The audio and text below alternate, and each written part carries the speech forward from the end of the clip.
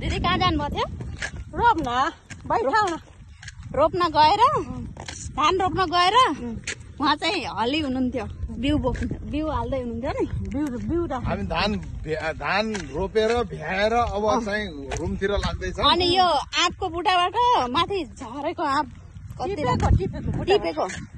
टिपेको आँप नेचुरल औषधिमा हालेको कस्तो मिठो छ यी। आहा कति राम्रो के, यस्तो राम्रो आँप खाँदै धान रोपेर आएको भर्खरै। आजबाट रोपाइ सुरु भएर हामी यो धान सान रोपेर यो अब अर्को ठाउँबाट 2-4 दिनबाट फेरि चालू गर्नु छ। अब खेतमा रोपेर भ्याइयो एउटा खेतमा, अब घर गएर खानासाना खान्छौँ। साँझतिर फेरि अब गोरु छैनन्, ट्र्याक्टरले जोताउनु पर्यो भोलिका लागि रोप्नको लागि। आँप खाँदै हिँड्दै यस्तै छ। दिदी कहाँ जानुभएको थियो?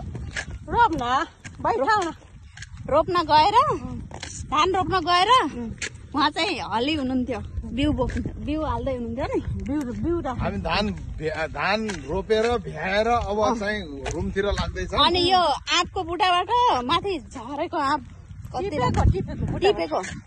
टिपेको आँप नेचुरल औषधिमा हालेको कस्तो मिठो छ यी।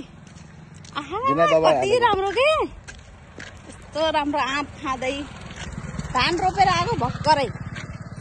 आजबाट रोपाइ सुरु भएर हामी यो धान सान रोपेर यो अब अर्को ठाउँबाट 2-4 दिनबाट फेरि चालू गर्नु छ। अब खेतमा रोपेर भ्याइयो एउटा खेतमा, अब घर गएर खानासाना खान्छौँ। साँझतिर फेरि अब गोरु छैनन्, ट्र्याक्टरले जोताउनु पर्यो भोलिका लागि रोप्नको लागि। आँप खाँदै हिँड्दै यस्तै छ।